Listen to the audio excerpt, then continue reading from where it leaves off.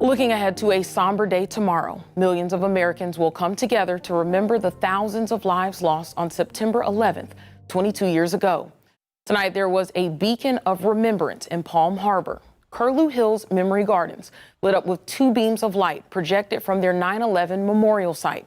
They shine out for more than 1,000 feet in the sky, representing the beam that shined in New York following 9/11. One woman visiting the site was on the 81st floor of Tower 1 just minutes before the plane hit. Tonight, she remembers her friend who didn't make it out alive. On the 44th floor, her and I separated. She wanted to rest. I kept going.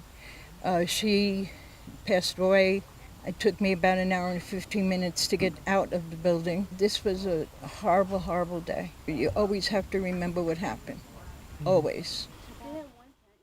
The lights at Curlew Hills Memory Gardens will shine again tomorrow night. It's one of many displays and ceremonies paying tribute to the lives lost in the tragedy.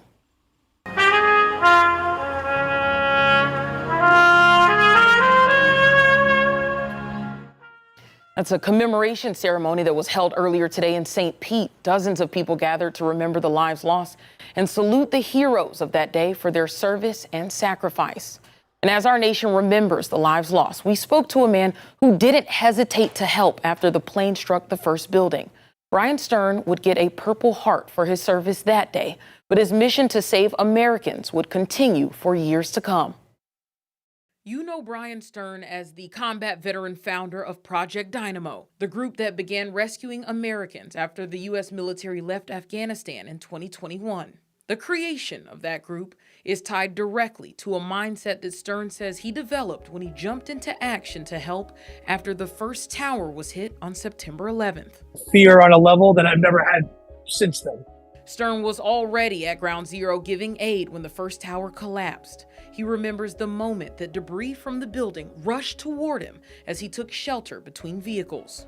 This cloud of stuff racing up the streets faster than anybody could run. I prayed that I would die, honestly. I just wanted to be quick. My biggest fear was being buried alive under one of the towers. I got burned up a little bit. Everything was on fire and was really hurt, but I was alive.